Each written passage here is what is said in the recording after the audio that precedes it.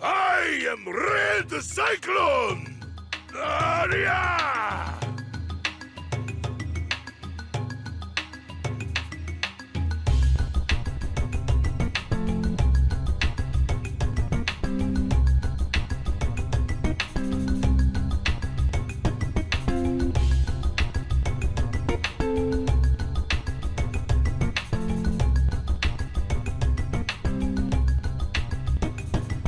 Yes, sir. Yes, sir.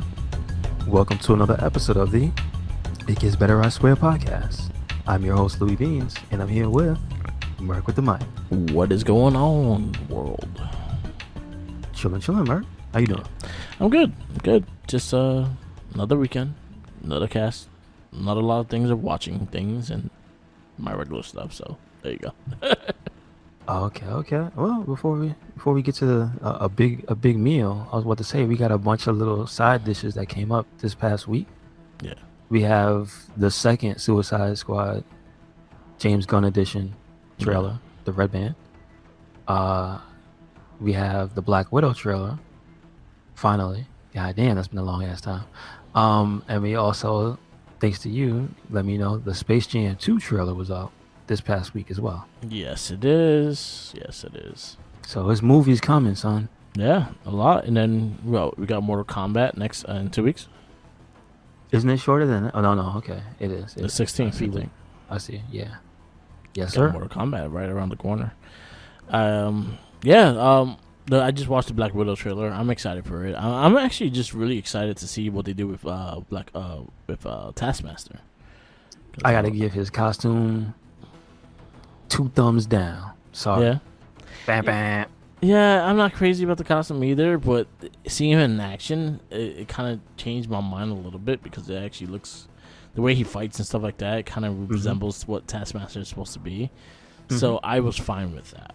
But it could look better.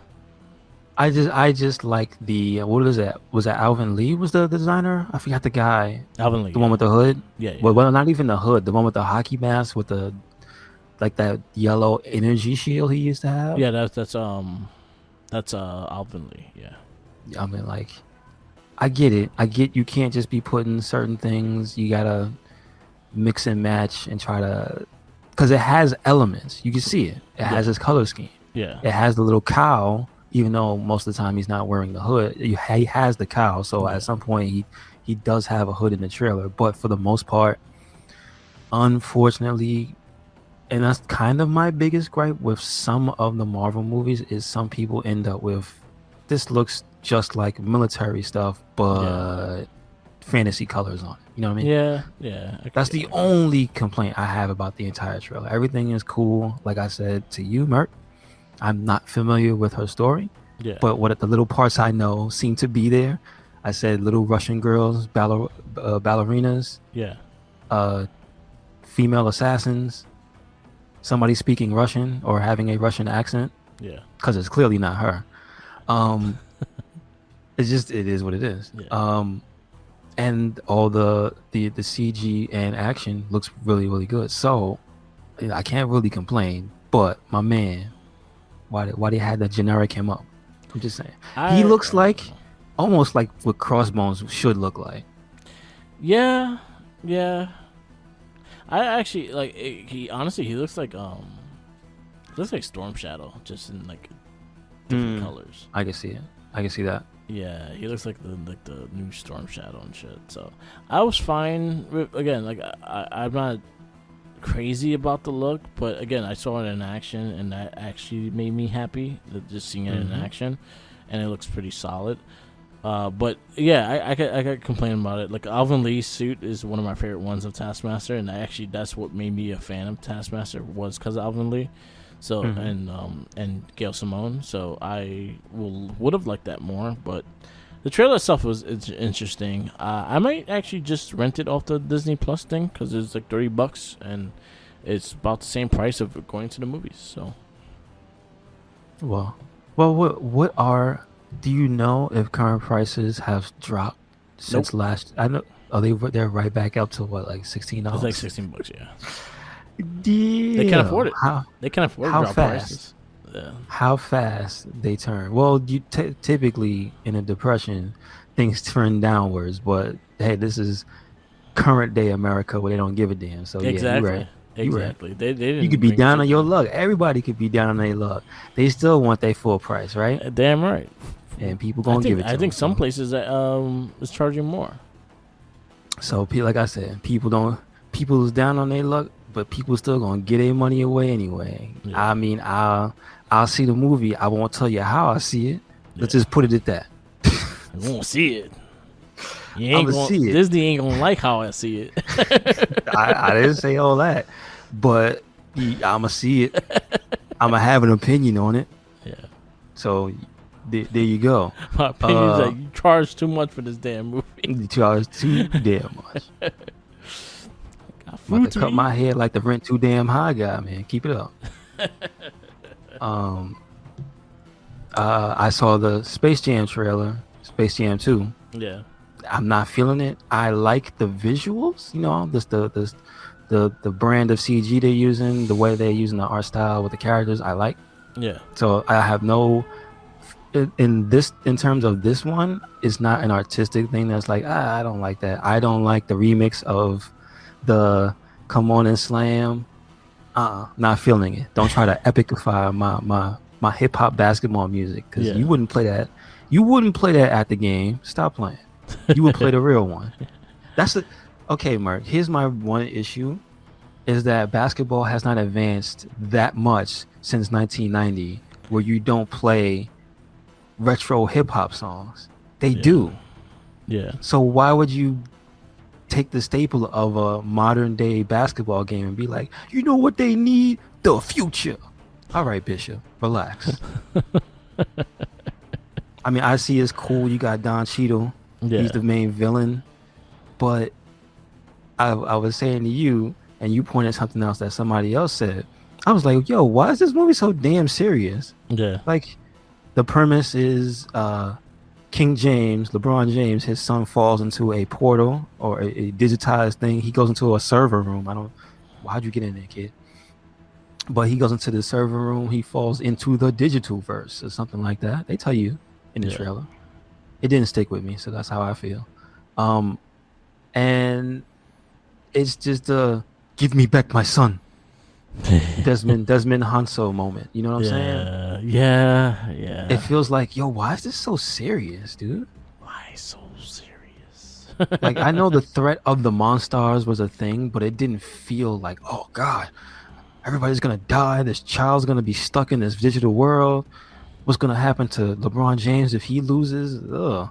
He's gonna be comatose, just his body rotting in this server room somewhere. It's just like, this is almost dark. Yeah. I don't like it. My thing with the trailer, pretty much they did like, it's like Mortal Kombat meets Ready Player One. In a way, is the fact that like they're both fighting for the control of the world and shit like that. And like, where the fuck will LeBron James? It comes with like the controlling the world and shit. He wants his son back. That's why. He wants his son back. Well, who made him in charge? He's not in charge. He has to fight Don Cheadle. I know, the master of the universe. Master of the universe. But yeah, it was like, okay. It looks okay. Like I don't know. I'll get, again, the fact that it's gonna be on HBO Max and shit like that. It's gonna be free, so I will watch it because of that. Because it's going to be a free movie. But yeah, I'm not crazy about it. It is what it is. I don't think LeBron James could act anyway. So I'll put it this way. I'm not gonna knock him for that because Mike couldn't act either. It was more about the cast and the people around them. But my whole thing was what they presented me with. Remember, this movie is not just for the kids. Yeah. The reason it exists is because it's a nostalgia pool. This is different from the original Space Jam. The original, you could say the nostalgia was there for Looney Tunes, but remember, Looney Tunes is so ingrained in American culture. There's not really nostalgia because they're always relevant. Yeah. Now, because Looney Tunes is not relevant, not as it used to be. No way. Not even close. And Space Jam is nowhere near relevant as it used to be, but people remember it fondly. Yeah, yes. And for a movie trying to play off your nostalgia, this movie, that trailer was just it gave me douche chills. That's what I'm trying to tell I you. could see people getting their nostalgia played with just the fact that they had like the Flintstones and shit like that, Iron Giant in it. In that sense, they had characters that you remember as a kid and stuff like that. But I also don't. I'm not feeling the trailer the way that everyone's feeling it. I think again, it's for a new set of eyes. I guess it's not for me. It's not made for me. So I don't think I'm gonna be crazy to watch it. To be honest. Yeah, my honest review of the trailer is I'm not gonna mind not seeing that movie. Yeah. Just put it to you bluntly. Do you like Space Jam 2? Sorry, I missed that one. Sorry. Yeah. So But it's in the theaters right now. I don't know. It's streaming right now. I don't know what you're talking about. Yeah, I'm not crazy about it.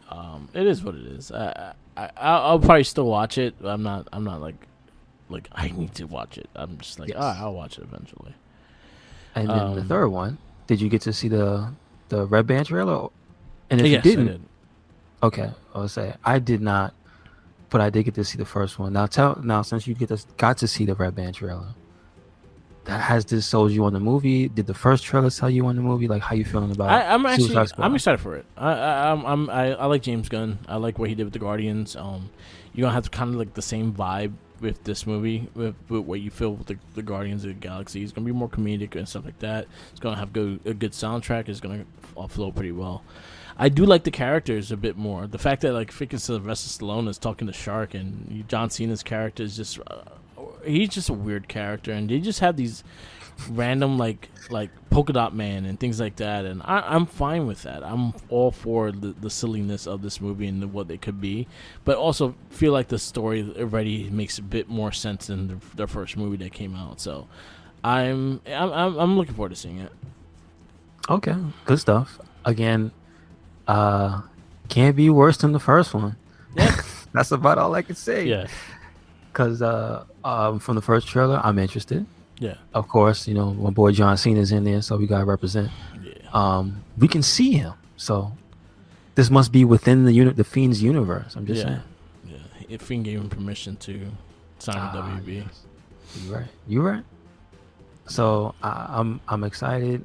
I will say to you, Mark, how the hell did this franchise get a second chance so quickly? I don't understand. Oh, because they hired James Gunn. They asked James Gunn to do the sequel. That's the only reason why they're doing the sequel, is the fact that James Gunn is attached to it. Was it a plan of they wanted to start a series of Suicide Squad movies? No. So that when the first one was kind of met with the reception, they were like, we have to do another one. No. So what happened is the fact that they signed James Gunn. The Warner Brothers made an agreement with James Gunn to do a movie and stuff like that. And his movie that he chose was like, let me handle Suicide Squad. I could do something with that. Oh, he's okay. All right. Because he's a big fan of the original Suicide Squad and the DC comic and stuff. So he was like, all right, I could do something with this. I don't need these guys to do something. I could do it myself. And so that's pretty much what happened. And pretty much he's making the movie now. And yeah, he has a good cast. Another WWE wrestler in it too. Because he had Batista in the first movie. Originally, Batista was supposed to be in this movie. Got you. But he didn't. He couldn't do it. So, but yeah, James Gunn. I think he's gonna have. I think he's gonna do a good job with this, and I think it's gonna be a fun movie. Okay. And then I did watch Godzilla vs. King Kong. Okay. I enjoyed it. I enjoyed it very much. It was a fun movie. Fun way to. It was a fun watch. I have a description for it, but it kind of will spoil what the movie's about. But the way I described it was just funny, and it pretty much was what it was. So when you watch it, I'll give you my description of the movie, and you see if you agree with me or not. Okay. But it was good. I think you enjoy it. Did you watch the other ones? Which other one? The Godzilla King of the Monsters, and then it was the Kong and Skull Island. No. You should. You mean the recent Yeah. versions of those? No, Yeah. I have not. You kind of need to watch to see that one. They have continuity or something? Yeah, they all connect to each other. Really? Did not know that. Yeah. Okay. Yeah, so you gotta watch Godzilla. The last is Godzilla, then Godzilla King of the Monsters, which was part 2, and then this one. Okay. Got you. Yeah, so Got you. It was good. It was really good. I enjoyed it. Yeah, it was fun. The fight scenes were pretty cool. The people could get me annoyed, but I see what they were going in, and they had to tell a story. But they had a lot of fight, and they fought a lot, and it was interesting. I like what they did. It was fun. All right. At least they got that part right. Yeah. Let the monsters fight. Let Yeah. them fight. Yeah. The first one had issues with that because it kept like cutting off on Godzilla fight, and it was like, yo, I want to see him fight. I don't want to see you talk. True. But This is also true. that was it. But it was good. I did enjoy it. It was fun. Yeah. Have I played anything new? No. I honestly, I just started Ratchet and Clank, the remastered one on the PS4. Well, PS4. I'm playing on my PS5, but it's PS4. It's actually a free game. Like you could just download it for free on your PS4. Nice. It's just a gift, like to stay home, kind of thing. They have like a thing to stay home. For PlayStation, they're giving free games out. So that was one of the free games. Definitely take advantage of it. It's a fun game. Check it out. I got you. Cool. Yeah. Cool beans. I did get to try out Monster Hunter Rise this week, so Nice. definitely got a feel for the game. I like the different options for the aerial controls and whatnot. Yeah. I didn't get to try all the weapons. It was a friend of mine that brought their Switch, so I got to try it out. So I'm definitely interested in it. So we'll see. Okay. Cool. Is it a big difference between World and that? I want to say it feels like they took some stuff out and replaced it. So no, it feels very comfortable the way the weapons work and everything. Okay. Like because it uses not the same engine, because it actually uses the Resident Evil engine. Yeah. But they use the same type of move sets that was carried over from World. Yeah. So the ways the weapons swing, they don't feel completely unfamiliar to you. So like, oh, I expect to hold the button and then charge the sword, and it does what I do, and then I press this button. Oh, that does that. So a lot of the mechanics on the universal mechanics are the same. Okay. But then on top of it, you have the mobility from the wire bugs, the ability to climb on the walls, the ability to ride the dog, the cat that throws bombs or does crazy things around you. Yeah. And I got to go to try things out in the training room that's a new thing as well. Yeah. They had a training room in World, but it's not like this one. This one, they let you train every aspect of all the weapons. So it's like, wow. They learned something, so that's good. Cool. That's good because it loads really fast. That's the one thing I noticed. That's good for really Nintendo. Fast. Yeah, that's good for Nintendo because even the Nintendo like the high res games like Witcher 3 and Skyrim, they had long ass loading times. Yeah, that's one thing I noticed because I heard somebody mentioning it before, and they said, "Oh yeah, the art style is very good." So. It's not using it's not intense, you know what I mean? Yeah. Like graphic wise. So you could see some things here or there, but it's like, oh, this is a little ugly because it's not in the greatest definition. Yeah. But like they sure as hell know how to make a game load fast. It's like you can go warp around the town very easily. You can get in and out of areas very easily, and that's good. Actually, that's a really big difference from Monster Hunter World. Because they both have the connected world, right? Yeah. Whereas in the old games, it used to load each room you walked into. Yeah. But the initial load to get into Monster Hunter World on base PS4 was long as hell. Damn. So think about that every time you play with people. If you play with randoms, that's a lot of loading. Yeah. It's a lot. And thankfully, they seem to have got a handle on that, and it does not load that long. Good. That's good. Again, like I said, like most of the Nintendo games always have fucking issues loading, with speed and shit like that. So that's a good thing that it doesn't have that. That's a big thing for Nintendo actually. That's Capcom. They learned the ins and outs of the Resident Evil engine. That almost makes me want to see if they could put a Resident Evil on there, like a full Resident Evil game. Yeah. In that engine, because it's not on there as far as I know. That was a thing. You could stream 7 in Japan. I think the only one you could play on the Switch is like 4. No, I mean from like 7 on, because that engine. Yeah. 7 is 7 and remake 2 and Resident Evil 3. Okay. So like the newest ones, they're not on there. They can't. As of now, they cannot be. But they did let you stream it on there. I wonder why they killed that, because that could have been cool. I don't know. And I also heard somebody mention, at least in Japan, Nintendo was updating their servers, so that helps with the online for most games. That's good. But it very much helps you out with Monster Hunter. So it's like this game came out at a good time. So you get the new Nintendo Online that's very, like lots of people are saying, is very stable. Yeah. Because that could be a problem with Monster Hunter. Like, listen, the Nintendo Wii did not have the best online. And sometimes you would play Monster Hunter 3 on Wii, and it would be a slideshow. Damn. And the same thing on the Wii U. Sometimes you get in there, like most of the time you play with friends, you good. But sometimes those servers, they open, man. People come at you from all over the country, and dudes be teleporting all over the area. Monsters be teleporting, and be like, no bueno. So thankfully, it looks like it's okay. So that's cool. That's good. That's good to hear. I know. And all the homies got it. That friend has it. The Jinky said he's gonna pick his up. Japstar's got his. Yeah, I know he got his. And another friend. Shout outs to Arnold. We see you. He got his. And he was like, "Yo, man, when you gonna pick this up?" I'm like, all right, man. All right. Get it. Soon. I get it. Now you gotta get a Switch. Now you gotta find a Switch. You can order a Switch, but my thing was I kind of wanted to just get it the same day. Yeah. And they not in my neighborhood. Nope. Why don't you just? I don't want a Switch Lite. I don't want a Switch Lite. Yeah. You check the. Target? I need to capture. Which one? Like which area should I check? The Harlem one.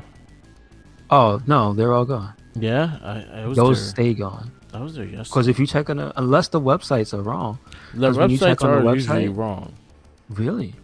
Yeah, Target website sometimes is iffy. Because that's the thing. That's how I gauge which ones I should go to.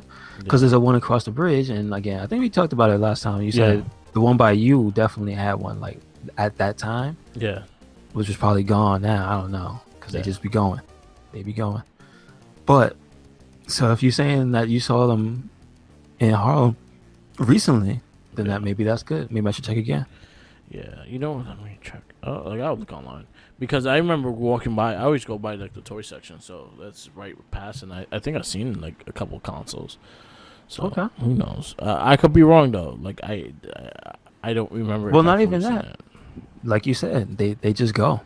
Yeah, so they don't stay be there long for like 2 days and then it'll be gone the next day. Mm-hmm. But yeah. So that's all that good news. Yeah. That's good. I'm glad it's playing well on that system because I think it's gonna get a lot of people getting on that now and like buying a damn Switch now for it. I don't know if it was total sales or if it was Japan only. I think it would make sense if it was Japan only, but I think they said it passed 4 million. So I wouldn't doubt that. That was a big like game. 3 days. So yeah. And that's probably a reason why you can't find shit right now either, is the fact that everyone's getting that game. This is true. So the game's not a problem. Just get it digital. They have a special edition which is limited. So if you didn't pre-order it, don't expect to find that. Yeah. Some people did get it day of by just walking in. So there's that. But like if it's like a week, don't look for that. Yeah. But like the game itself is on the store. Yeah.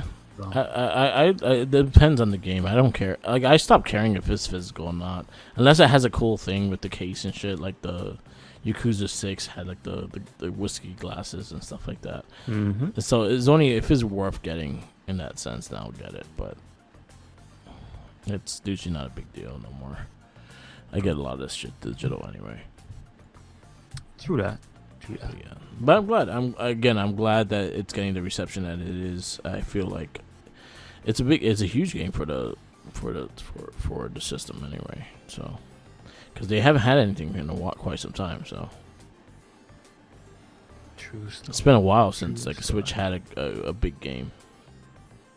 Well, don't forget Animal Crossing was Last year though. No, but 1 a year is not bad because the number of units that game sold is ridiculous. Yeah, that's a first party game too. They don't have to worry. They can take it easy. That game came out in a perfect time. Mm-hmm.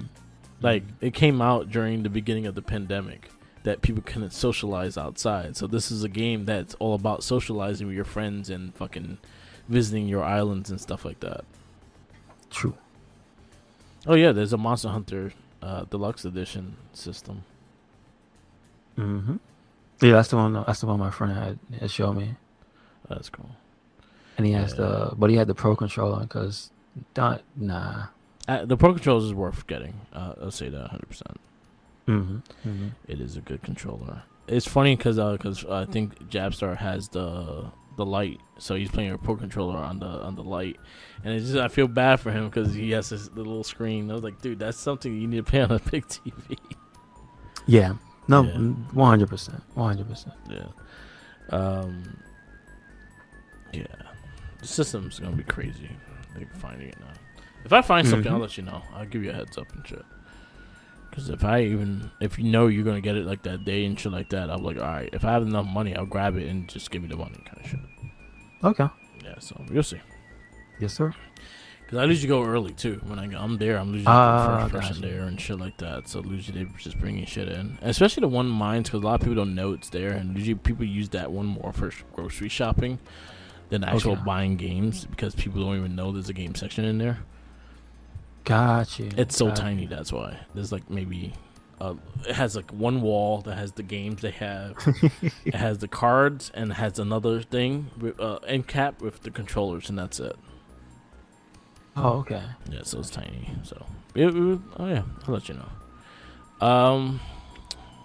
Let's go into this movie. Yes, sir. So, And this movie, for the verdict, our theatrical. This time, we're going through theatrical releases of superhero movies from superhero and comic book movies. From what's the years? The 1980 until 2000. 1978 to 2000. So pretty much 2 decades of superhero and comic book movies. Gotcha. So today's this cast, week, The Batman. The Tim Burton Batman, starring Michael Keaton and Kim Basinger. Yes, sir. Basinger. I don't know how to say her name. Let's see. It is Batman from 1989. It is PG-13. Yep. 2 hours and 6 minutes. Classified as action adventure, and it was released June 23rd, 1989. I was there day one. I remember I guess that's my first movie line. Yeah. Like that's the only the real memory I have of this movie experiencing it in the theaters, because I only actually saw it in the theaters once. Was waiting online somewhere in Midtown with my aunt, just for like, I don't know, 4 or 5 hours or something like that. Yeah. Because it was like that. This movie, when it came out, it was sold out everywhere. It was just massive lines to get into the theaters, and it was crazy. So, what's funny? Like, that's the first time I've been online for anything on a line wrapped around the side of the building. I was just like, damn, all right, okay. And I was a kid. Yeah. So I was not happy. That's all I remember. I mean, I was happy to see the movie though. Yeah. I will say that my initial first viewing of Batman, I do remember being happy to see the movie. Yeah, me too. Like, I was excited for this. I remember seeing the first trailer, and I was like, we gotta see this. And I remember, you want to know what I remember really clearly? You remember when WB used to have like the Donald, like Daffy Duck and Bugs Bunny sell like the movie merchandise in the beginning of the movie? Yes, this is true. So that's something I remember clearly for Batman, because they had Batman shirts and flashlights, and then I was like, I want this, and we find out how much it was. They were like $50 a shirt and shit. Really? Yeah, Okay. they were like They was trying to overpriced get shit. They were very overpriced, but they had the WB, the Daffy Duck and Bugs Bunny, like selling you merchandise and stuff like that in the beginning of the movie, and then it was just I very had fond memories of it. I have not watched this movie in a while, so now me watching it now, like I see a lot of the like the effects that just doesn't like it doesn't age well. So like the first, like the opening scene when he was taking care of the crooks, and when you see Batman for the first time, he's a silhouette on the building, and you see that CGI. It was like very cartoony of him going back in the building. It just looked weird to me, and it was just that's something that's just stood out because I'm watching a 4K TV and stuff like that. And he just looked like the animated series Batman going back in the building. Yeah, there's a few instances where you can see they drew some things. Like there's a helicopter scene where you could tell they were using claymation. Yeah. The scene with the bat plane, they were using claymation. Like there's a lot of practical effects used in the movie. But for me, that kind of adds to it because I know it's a time and place thing. No, 100%. I dug So, it. like- I dug it. It's just like that was one thing that I just thought out because it looked like a cartoon bat going into the building. Mm-hmm. I did They like this tried movie a lot. their ass off, man. Yeah. It's interesting.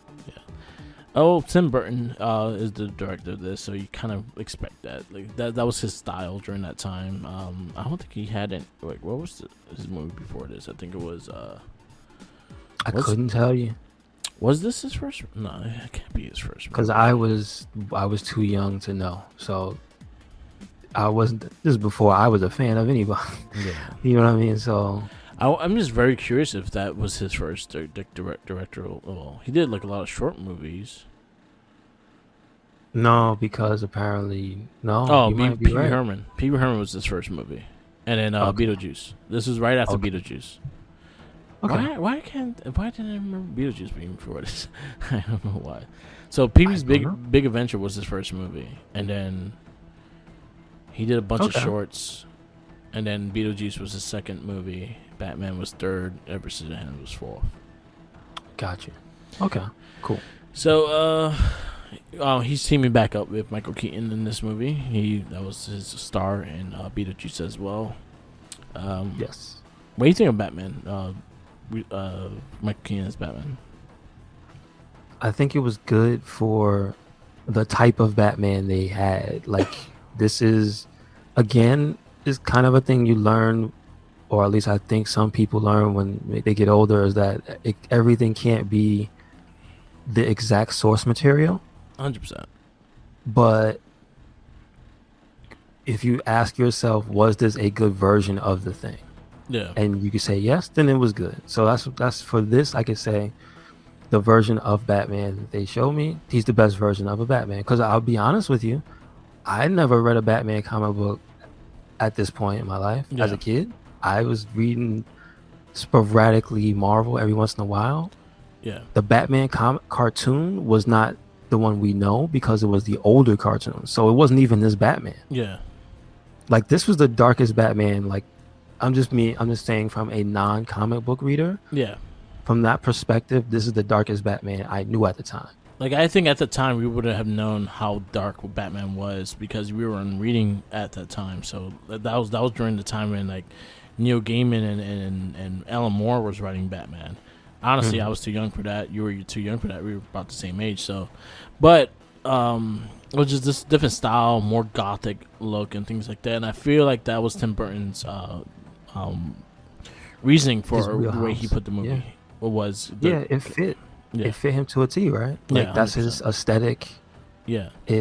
He just knows how to work in that space. So yeah, you're right. Yeah. So, But as far as Batman, yeah, he was great.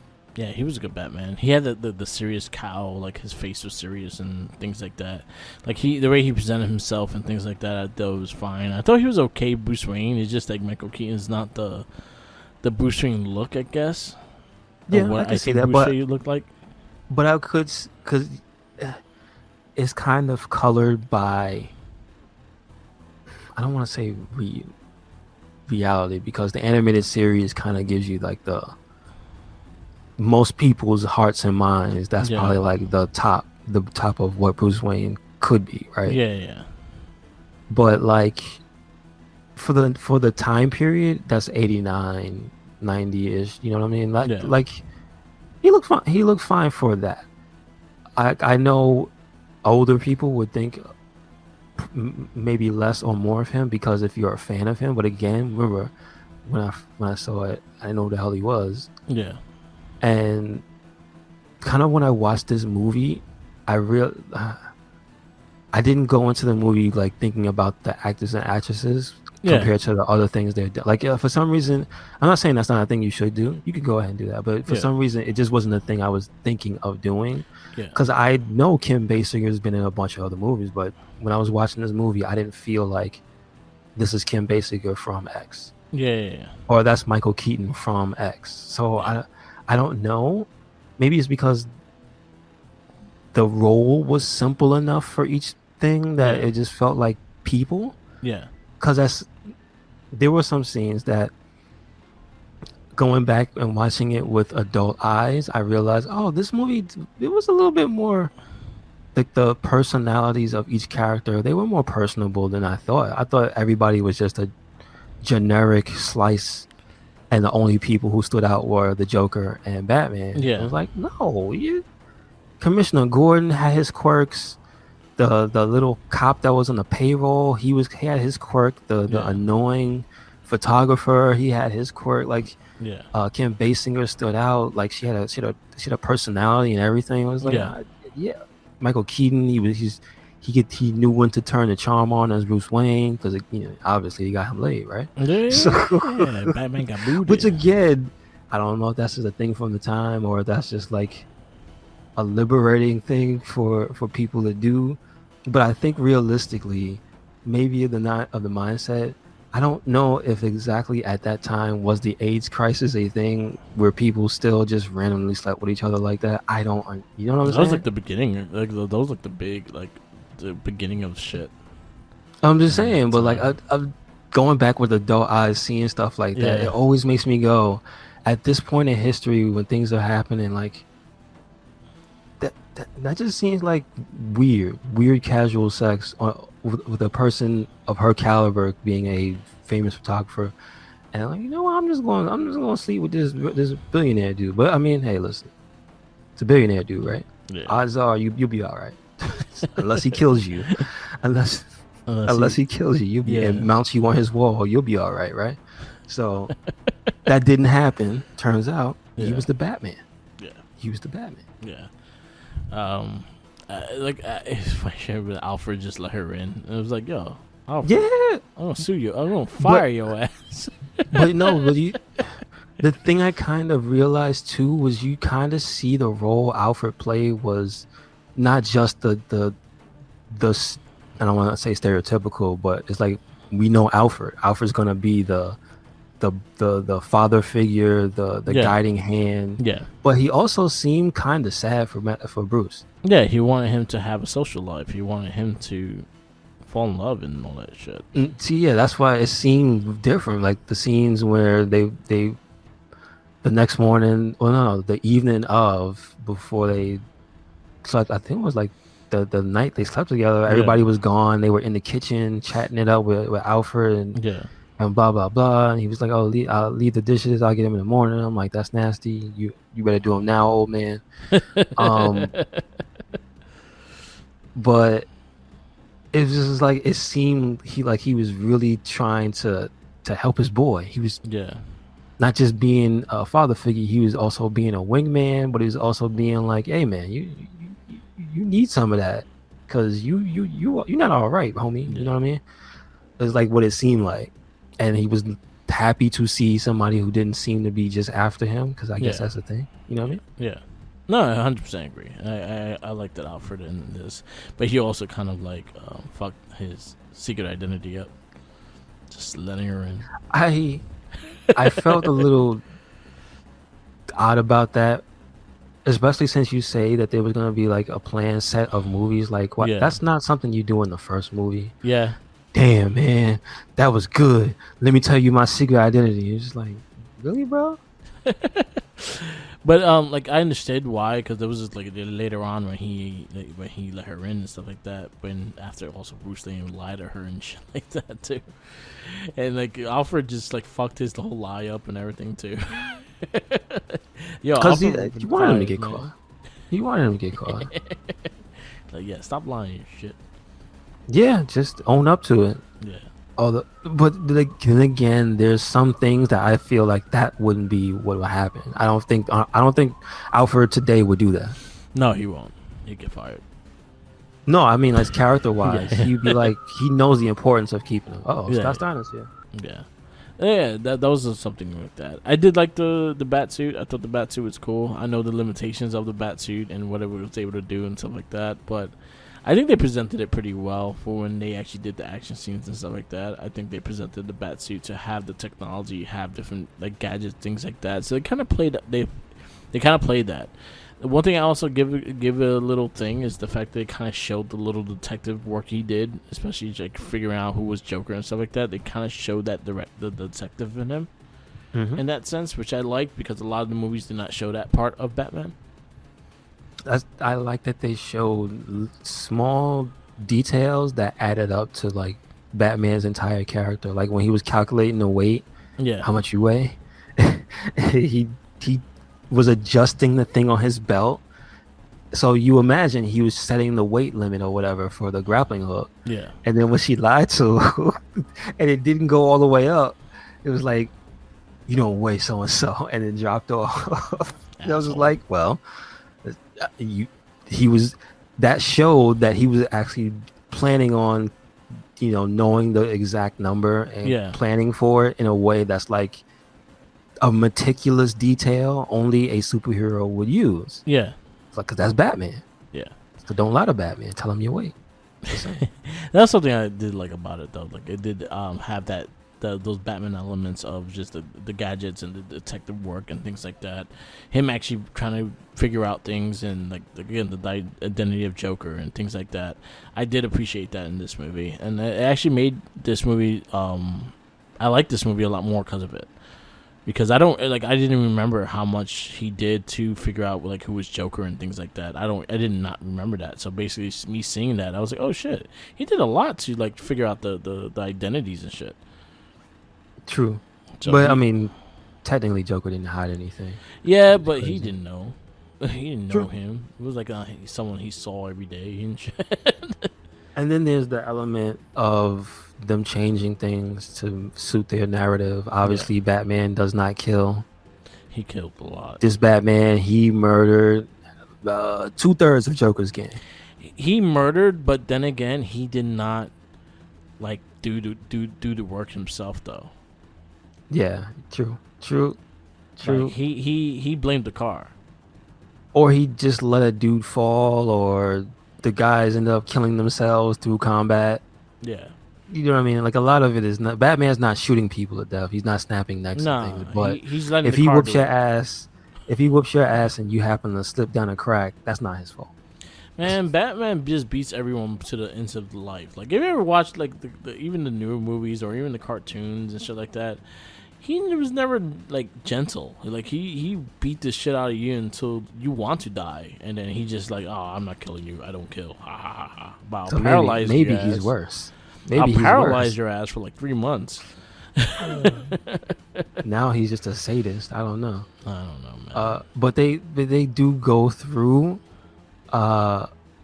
like different parts of why I like Batman, because I realize why I like the Joker. Yeah. Because he if you look at him and then realize the Joker before this that was on the screen was Cesar Romero. Yeah.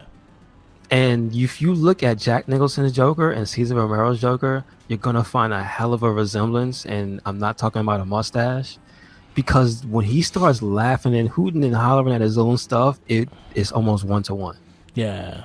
I was just sitting there like, yo, Jack Nicholson must have looked at some of that. No, 100%. Some of I that. think that was his inspiration was Cesar Romero, and then also the old short film, the man who laughs. That was also something that he was watching for inspiration for that character. So you remember the scene when he first sees himself as Joker and stuff like that? That's from The Man Who Laughs. Oh, okay. All right. Did not know that. That was like a short film that was not a DC thing, but it was his own movie. But that's where they got the basis of Joker from that movie, from that short film. Now I know. There you go. But I did like the of Jack's character. Of first, you find out he's this vicious killer criminal, top guy, right? Who's under this guy who's kind of a dick, and they were vying for the affections of that blonde chick, right? Yeah. And then basically the guy sets him up over the woman, right? Yep. He's like, I see you smiling at her. I'm gonna have you go on this mission and die. So there's the betrayal aspect. Like it's a little deeper than just, oh, he showed up here, he showed up there. Here he is dancing and killing this man. Yeah. Like there's actual reasons for most of the stuff that you get to encounter with like his character. So he goes on a really good arc. I appreciate how like in depth they try to build Joker and like and just his characteristics and stuff like that. I just read recently, a couple months ago, they did the Three Jokers comic book and stuff like that, and he reminded me so much. Like honestly, like if they would have put a side by side of the criminal version of the criminal, the criminal. That version of the Joker was Jack Nicholson, 100%. And like you could also see where that version of the Joker inspired the animated series one. Yeah.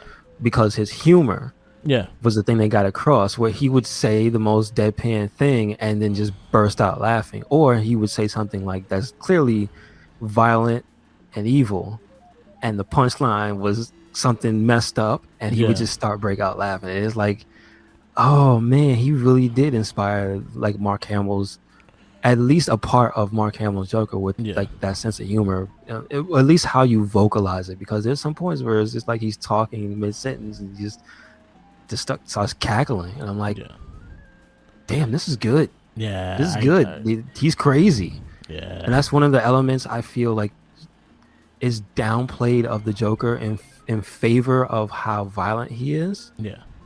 Like I think recently they constantly play up, oh, he's gonna cut you up, oh, he's gonna stab you. His whole thing is he's Jack the Ripper.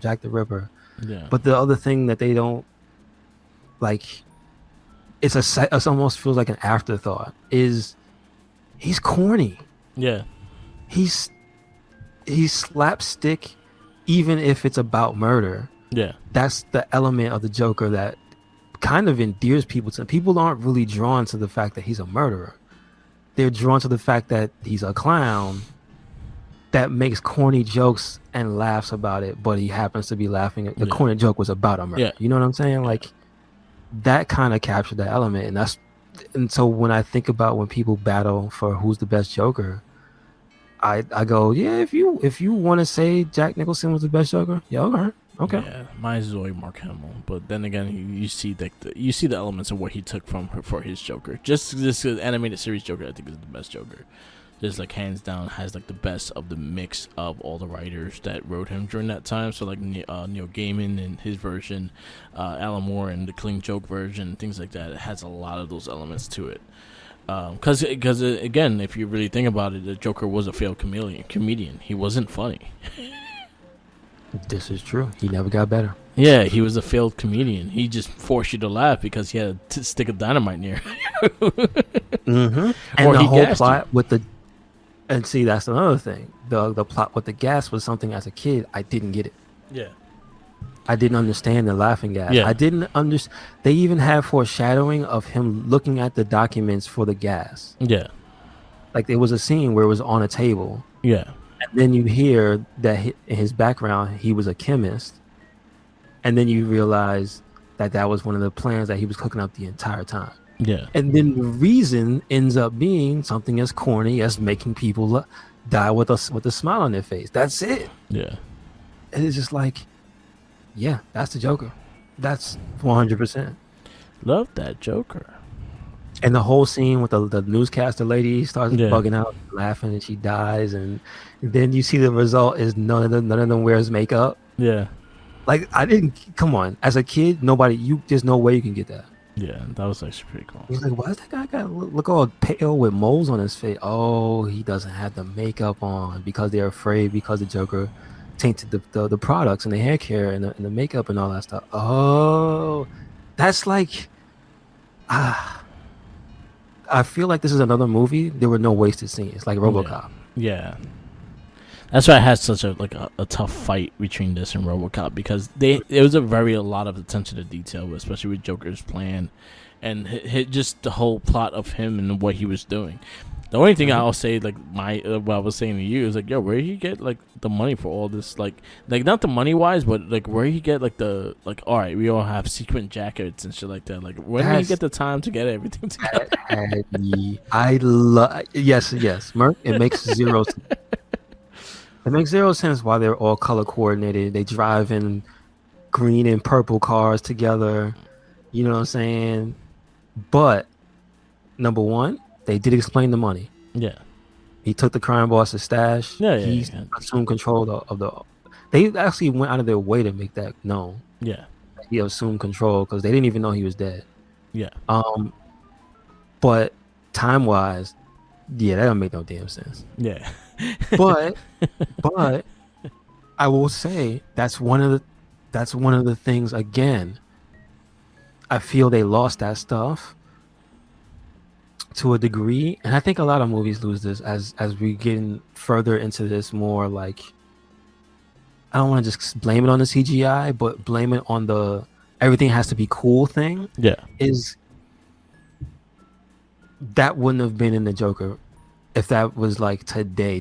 I get the Nolan verse happened and it was a thing, but even that, the silly part is so subdued about the Joker and how he would be as a crime boss. Yeah. He would have his goons wear either matching outfits or clown theme outfits. They would drive in clown cars. You know, they would have guns with like candy stripes on them or something like that. They might have clown noses. That is a thing that it sets the character apart from everything, because how do I take you serious? But I can't not take you serious because you're out here murdering people. Yeah. So again, that's another dynamic of the Joker. It's like, this is ridiculous. What am I looking at? Oh God, they got guns. It's just like, damn. All right. So yeah, it stands out. It does stand out, but for me, it's for the better. Yeah. Although, yeah, time wise, it's like that. Yeah, I was like, yo, where you get right? Who made these? And then I'm like, this. They don't have the technology to like print something really fast of his face and shit. I was like, yo, no. They were nice. They were cool looking though. I actually liked it. And then also his suits. I was like, yo, he just changed his whole wardrobe. Where he go shopping? Well, you know. But then again, he can have his henchmen buy all that shit. Maybe the lady who went crazy and threw herself out the window, maybe she was shopping for him. Maybe. But all in all, there was like little things that I wish they were able to go about with this movie, because again, like we had Billy D as Harvey Dent, and that could have been something down the road if they actually would have kept the trilogy going with Tim Burton, because I know he was supposed to do 3 movies, and then after Returns, he decided not to do it. Gotcha. But I thought it would have been cool to see Harvey Dent. If you actually want to see Harvey Dent as Two-Face, watch Lego Batman, the movie. They pretty much have Harvey Dent as Billy D. Well, not Harvey Dent. Billy D. Two-Face, yeah. So, because you can see Harvey Dent as Two-Face in Batman Forever. Yeah. But that's Tommy Lee Jones. That's a different person. You don't want that. Yeah. Or maybe you do. Yeah. Well, Two-Face in the Lego Batman is Billy D. And it's voiced by Billy D as well, which is, I really appreciated that. But cool. Other than that, like I really enjoyed this movie. It was a product of its time, but it was just a fun movie. And I always felt like Batman was still like kind of old fashioned. Even like a modern Batman, they still has like that older vibe to it. Because even the Batman animated series, it had like a 50s feel. It was supposed to be somewhat modern, but it had a 50s feel. That had that architecture. Yeah. That turn of the century architecture. Yeah. Mm-hmm. So I always also, you could tell stuff. one other thing that was a very big influence I noticed was the music. Yeah. Because I didn't realize this is 89. It has the theme song from Batman animated series in this movie. Yeah. Danny Elfman pretty much made that song, and pretty much the stepping stones of the Batman animated series came from the Tim Burton Batman. So you get to see it full on happen, and it was like, oh, that's cool. Yeah, and then also the Prince being on the soundtrack was dope as well. Yes. I did like the soundtrack and everything. The Batmobile is still probably one of my favorite cars, like looking wise. But then again, in the watching it now too, it was like, yo, why is the Batmobile so slow? Well, you know what? Gotham City was so packed. If he went any faster, he'd have killed everybody. Well, he act like he wasn't killing everybody. He blew up a whole factory of people. No innocence. He knew everybody in the factory was a Joker man. I'm telling you. Yeah, Batman had a lot of murders. Like he killed a whole factory of people. And he had a hit list. And you're not gonna tell me that he did not kill them. Like he murdered the motherfuckers, and then he blamed it on the car. He was like, "Oh, I wasn't driving the car. I didn't do it. Ha ha ha. So I didn't murder nobody. The car did it." But you control the car with your voice. So, I trust you, Batman. I trust you. I think this is gonna be my number 2 movie. I think it's gonna be right under RoboCop. I think in RoboCop, like what you're saying, like the attention to details and the little, this had it as well, and I cannot like break out with that. But I think I liked RoboCop slightly better. Yeah, I just like RoboCop better as a package overall, because it's more ridiculous. Yeah, and then the rating also helps because you can't get away with some of the stuff. The rapist can't get shot in the dick. You know what I mean? Like, you can't have those scenes. You can't have the "get off me, help me." You can't have one of my favorite scenes in movies ever. Yeah, like that's just up there. So this is gonna be number 2 for you. But I will say my favorite scene in this movie is towards the end of the movie. Actually, well, the scenes when Jack Nicholson is just talking as the Joker to his number one. Yeah. Those are some of the best scenes in the movie. It's just him hamming it up. I just loved his presence when he had certain things like the scene when he was reading the newspaper and it had blood on it, and he's like, "Wait till they get a little bit of me." That's like one of my favorite scenes of that movie. Yeah. I used to freak out my sisters doing that whole line because I used to do the same face and shit. It was great. But it's for me. It's when he's the big parade scene is going again. Flanked with Prince music, you know what I mean, and then you got just this. It's kind of when you listen to the story. I didn't understand what was going on as a kid. You realize that he was basically campaigning against Batman. I'm gonna give you money. What's Batman gonna do? You know what I mean? And he was giving away $20 million in the streets. That's crazy. Yep. And then he was going to gas everyone. Yep, and take the money back. But when Batman flew in and was taking the balloons away, and then he came back, and the Joker pulled out the gun out of his pants. He shot him with the long barrel, and I was like, "Yo, that's okay." That was one of my favorite scenes. But do you understand what I'm saying? Like that's the Joker. You have to. You can't go. No, you gotta have. It has to be tactical, and you gotta make it realistic, and it's gotta look like no. He had a gun with a fist on the end of it, and he punched the television. Yeah, that's the Joker. The flower shot acid. Yeah, that's the Joker. Yeah, you can't make it real. You gotta, and so that's kind of why I was in. Yeah, I like that too because I feel like all right. So I don't mind the realistic approach. Like again, the MCU kind of do more military style, like with Captain America, with Soldier and shit like that. But I like that fantasy of just watching a comic book and not just having to watch a real version of the comic book. I want to see the comic book on screen.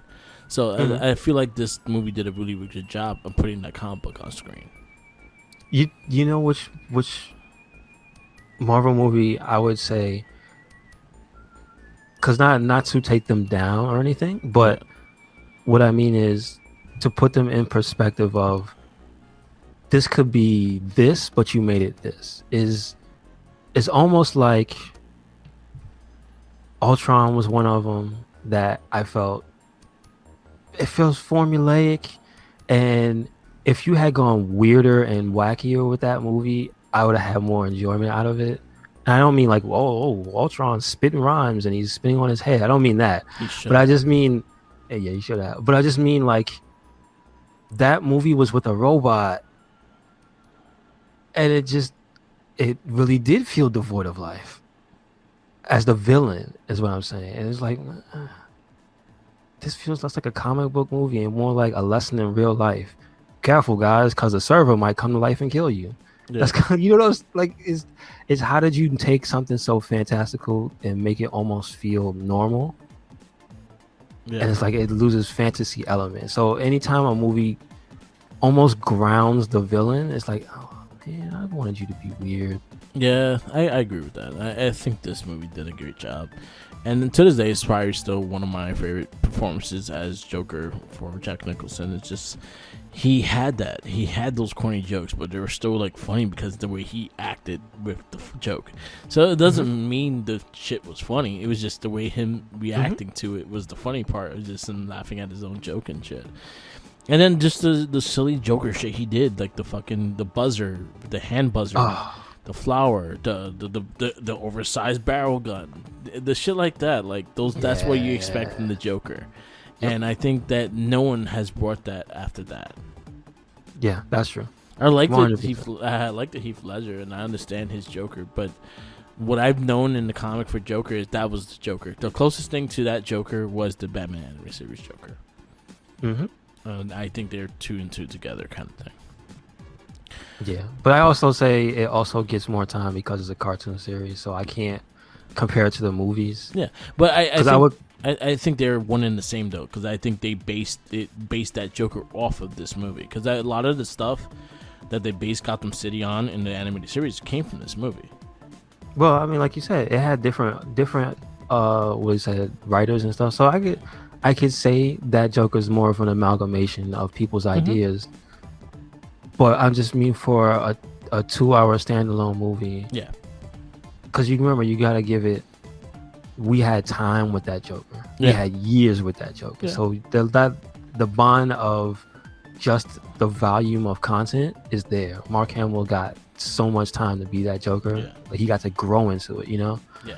And it's like, damn, for a 2-hour standalone thing, it's like, yeah, that's kind of the best Joker, man. I don't know.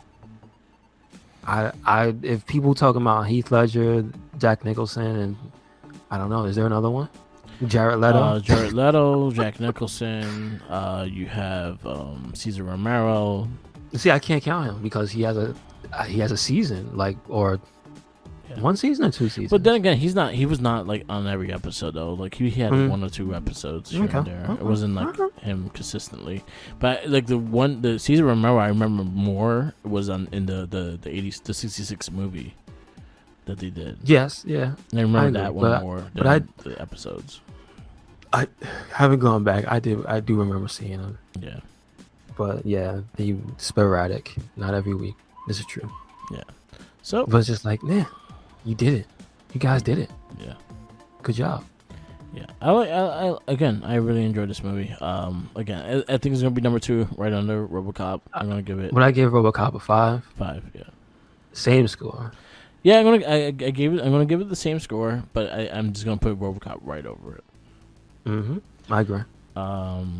So it'll be my number 2. It'll be your number 2. So I'll get our list together, see our top 10, because now the list is getting longer. So yours. But some of the bad stuff is sliding off the list. Thank God. I'm surprised Lone Ranger stood on this list as long as it did. It's like barely. Really? It's like it's almost gone. Wow. Okay, So okay. my top 10 so far is RoboCop, Batman, Superman 2, Flash Gordon, Toxic Avenger, Superman 1, Weird Science, Superman 3, Howard the Duck, and The Lone Ranger. That's my top 10. Your top 10 is RoboCop, Batman, Toxic Avenger, Superman 2, Superman 1, Flash Gordon, Weird Science, Superman 3, and Howard the Duck, and The Lone Ranger. Okay. It's almost. Next Almost. up is a pre-Marvel MCU movie. It is The Punisher. So we have. I'll give you guys the list of April. So it'll be like, I think it's 4 weeks in April. So our next 4 movies will be The Punisher, Toxic Avenger 2, Toxic Avenger 3, and Captain America will close out April. Okay. Gotcha. And then May, we have Darkman, Dick Tracy, Oh yeah. Hardwire, and RoboCop 2. Please, the angry video game nerd just put up a Darkman video, and with that he put up a clip of this one scene from Darkman. It's Darkman, and I think the elephant. Yeah. Please watch that. Yeah. Please watch that. That movie is insane. Cool. Sam Raimi. What is Sam Raimi? Where you at? Yeah, man. Yeah. So I'm looking. Also, shout outs to that little teaser. Apparently, a disheveled man with a chainsaw for a hand is gonna be in Doctor Strange. Yeah, What? I just saw that. Dr. Bruce Campbell confirmed that he is in Doctor Strange. And an Ash cameo. Word. So you trying to say that Ash is in the MCU now? I'm all for that. Okay. Let's do it. Marvel Zombies coming. Well, you know who to call. All right. All right. Just wrap this up. Yes, sir. Yes, sir. Thank you for listening to another episode of the It Gets Better, I Swear podcast. Make sure you catch us anywhere and everywhere, Red Cyclone Inc. That is on the YouTube, on the Twitters, the Tumblrs, and Instagrams. We are on WordPress as well. And you can hear us on SoundCloud and Spotify. Where you at, Merc? Follow me on Instagram, Tumblr, Twitter, SoundCloud, YouTube, and Twitch TV, all Merc with the mic. Again, RedCycloneInc, Spotify, easiest way to get all our casts. We do have the Morphin Cast, the Trekkie, the Shell Shock, the Game of Rage, and our weekly, the Wrestling Babble, and Guess Better cast. Listen, like, subscribe, share, and comment. Let us know what you think, and give us our opinions of your movies, of the superhero movies we've been doing. I have made it a playlist, so if you want to just listen to our superhero movies that we have reviewed before, it's all in one playlist on SoundCloud. So there you go. Nice. Also, I just like to point doing out, the Rush video game one as well. Okay, cool. I like to point out on the side, because I checked the animated series to see the timeline, the year. Yeah. Can you guess what the number 1 episode is on IMDb? The number 1 rated episode. Also, the series is rated extremely high. It's a 9.0. The animated series? Yes. Over the Edge? No. That's later. I don't think that's... Does that count with the animated series? I think, isn't that a part of the Channel 11 one? Yeah, that was when it was Batman versus Because Batman and Superman. The original, yeah, I don't think it counts in that one. No. I don't know. And it's my favorite one too. I will tell you, with a 9.3 rating, almost got him. I love. Which was that? I threw a rock at him. Yeah. The one when they're having the poker game. Oh shit! That's my favorite. Yeah, that's my favorite episode. That was a It great really episode. That was a great episode. That was a really well done episode too. Yeah. The twist is one of the best things ever, but just I threw a rock at him. I just love that shit. So Oh, good, man. so good. So there's a big thing, us trying to do, getting a Patreon going. Those are the things we might do as a bonus thing, is the Batman anime series and series like that. So that's something to look forward to once we get this Patreon going. So we'll be there Yes, sir. soon. Yes, sir. But listen, like, subscribe, share, let us know what you like and what we don't like, and I don't care. Say hi. I don't care. Hi or goodbye. But always remember, follow the Jinkies. He's got those WrestleMania sandwiches. Take him from him.